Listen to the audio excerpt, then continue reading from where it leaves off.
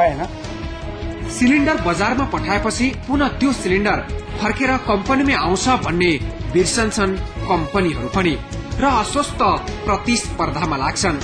अनि विक्रेताहरू पनि आफ्नो काम ग्यास बेच्ने मात्रै हो भन्ने सम्झन्छन्। अरू सुरक्षा र सावधानीमा आफ्नो कुनै सरोकार हुँदैन भन्ने ठान्छन् उनीहरू।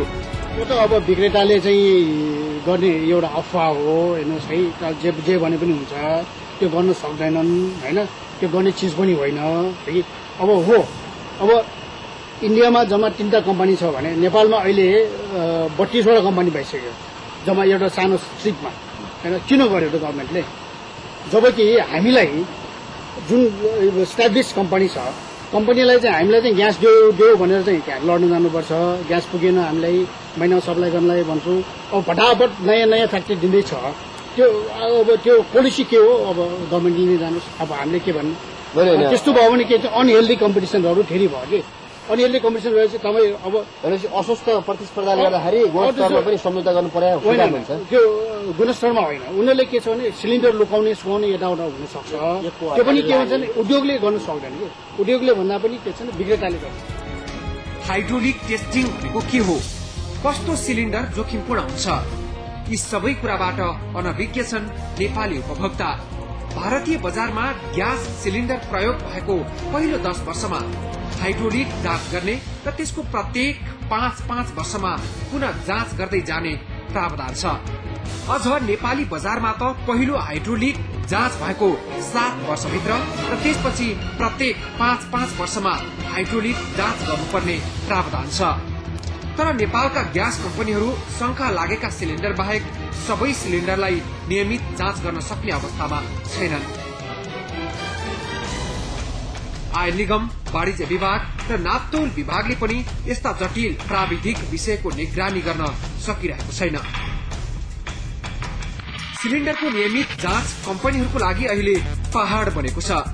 कम्पनीमा अर्ध स्वचालित हाइड्रोलिक मेसिन राखेर जाँच गर्ने बताइए पनि उपभोक्ताहरूमा परेको नकारात्मक छाप मेटाउन अझै सकेका छैनन् कम्पनीहरूले। अव्यवस्थित ग्यास बजारका कारण कम्पनी र विक्रेताहरूसँगै उपभोक्ता पनि त्रासमा बस्नु परेको छ। ग्यास दुर्घटनाका श्रृंखला बढ़िरहेको अवस्थामा अहिले नेपाली भान्सा घरभित्र भइरहेका सिलिन्डरहरूलाई बमको रूपमा चित्रित गरिरहेको छ। के साँच्चीकै यी सिलिन्डरहरू खाना पकाउने ग्यास भरिएका यी सिलिन्डरहरू बम हुन् अथवा यी सुरक्षित रूपमा पनि प्रयोग गर्न सकिन्छ? यस सम्बन्धी उपभोक्ताहरू ढुक्क हुने अवस्था नआउँदासम्म नेपाली बजारमा ग्यास सम्बन्धी त्रास बढ़िरहन्छ। अहिलेसम्मका दुर्घटना सिलिन्डरको कारण भन्दा पनि चुलो, पाइप, रेगुलेटर जस्ता कारणले भए पनि कम्पनीहरू यो दोषबाट मुक्त छैनन्। सिलिन्डरको भल्भ लिक छ या छैन जाँच नगर्ने, सिलिन्डरमा उत्पादन मिति र नियमित जाँच मिति उल्लेख नगर्ने, कम्पनीको नाम अंकित फुट रिङ परिवर्तन गर्ने, रंग उडेका र थोत्रा सिलिन्डरमा पनि ग्यास भरेर बजारमा पठाउने जस्ता कार्यले उपभोक्ता पनि ढुक्क हुन सकिरहेका छैनन्। प्राविधिक रूपमा सबै उपभोक्ताहरू सचेत नहुन सक्छन्, तर एक प्रकारको गन्ध आउने ग्यास लिक भयो भने जो कोहीले सहजै थाहा पाउन सक्छन्। सिलिन्डर सुरक्षामा भान्सामा एउटा सिलिन्डर राख्ने उपभोक्तादेखि विक्रेता, उद्योगी, गुणस्तर विभाग, वाणिज्य विभाग सबैको समान चासो जरुरी छ। होइन भने सतही र हल्का रूपमा न त सिलिन्डरको गुणस्तर सुधार हुनेछ न त उपभोक्ता नै सुरक्षित हुनेछन्। दर्शकवृन्द, नेपालमा त कम्पनीहरूले सिलिन्डरमा भरेर उपभोक्ता माझ पठाउने मात्र हुन्। सबै ग्यास भारतबाटै आयात गरिन्छ। तर पनि यो व्यवसायले ठूलो आकार लिइसकेको छ। 30 वटा कम्पनीको 10 अर्ब रुपियाँ लगानी छ ग्यास उद्योगमा। वर्षेनी 10 अर्बकै हाराहारीमा एलपी ग्यास आयात हुन्छ। भन्दा खाना पकाउने ग्यासमा दिएको अनुदानकै कारण वार्षिक 1.5 अर्ब घाटा भएको आयल निगम बताउँछ। तर यो 1.5 अर्ब अनुदान दिइयो भन्ने भन्दा पनि उपभोक्ता कति सुरक्षित छन् भन्ने सवाल महत्वपूर्ण रूपमा उठेको छ। अनुगमनमा कहाँ कसरी कमजोरी भएको छ? तपाईको किचनको सुरक्षा सवाललाई जोड्नेछौं एकैछिनको विश्रामपछि।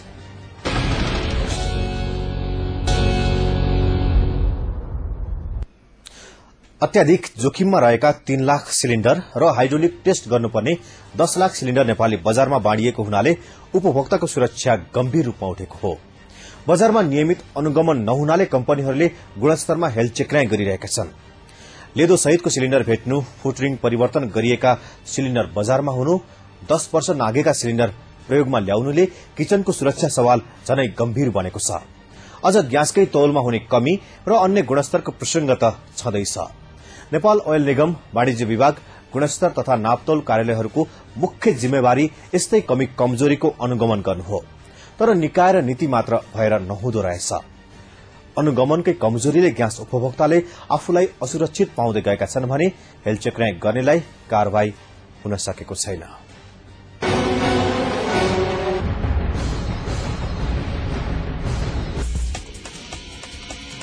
दृश्य यो अनुगमनमा गएको वाणिज्य विभागको टोलीको हो।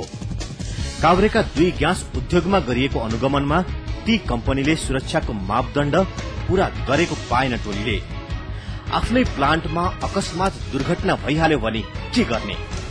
आगो निभाउन प्रयोग हुने उपकरण र पानीको फोहराको यो अवस्थाले ग्यास उद्योग आफैमा पनि सुरक्षित छैनन् भन्ने देखाइरहेको थियो। नेपालमा 30 वटा ग्यास उद्योग छन्। ती कम्पनीबाट 40 लाख सिलिण्डर उपभोक्ता माझ पुगेको छ।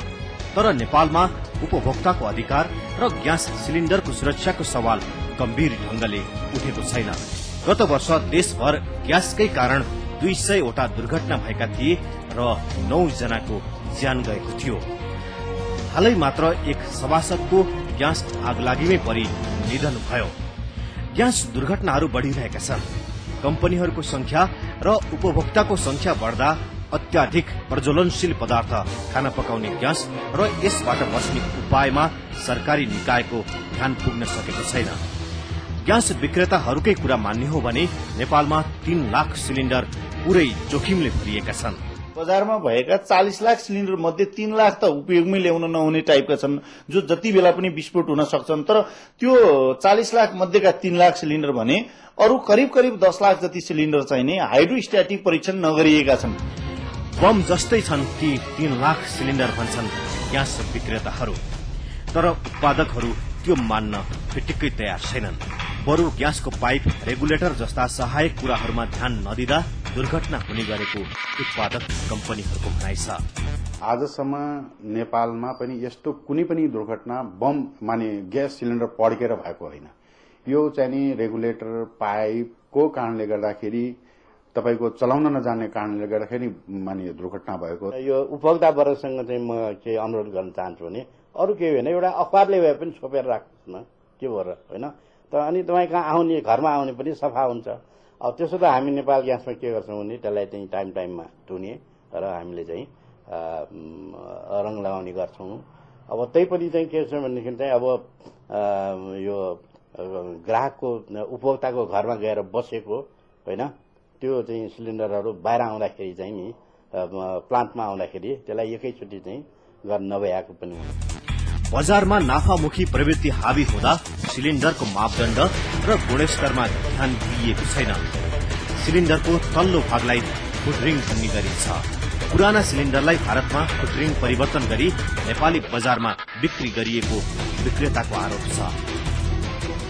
उत्पादक कम्पनीहरूले यसलाई अस्वीकार गरे पनि बजारमा देखिने सिलिण्डरहरूको अवस्थाले ग्यास सिलिण्डरहरू जोखिममा छन् भन्ने देखाइरहेको छ। राजधानी सबैभन्दा बढ़ी ग्यास खपत हुने बजार हो। त्यस अलावा मुख्य गरी शहरी क्षेत्रहरूमा खाना पकाउने ग्यासको प्रयोग बढ़ेको छ। पूर्वाञ्चलमा देखिएका यी सिलिण्डरहरूको अवस्था हेर्नुहोस्।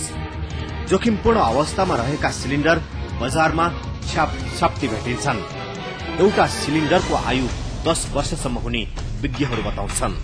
तर पुराना सिलिण्डर नेपाली बजारमा प्रशस्तै बाँडिएका छन्। सरकारी अनुगमन नहुनु र उपभोक्ता आफ्नो अधिकारमा जागरूक नहुनुले कम्पनीहरूले गुणस्तरहीन सिलिण्डर पनि बजारमा पठाइरहेका छन्। तिनीहरू जिम्मेवार अहिले पनि छैन। त्यसो भने पहिला त उपभोक्ता आफै जागरूक हुनु पर्यो। मेरो घरमा कतै बम ल्याएर राखेको छु कि छैन भनेर हेर्नु पर्यो।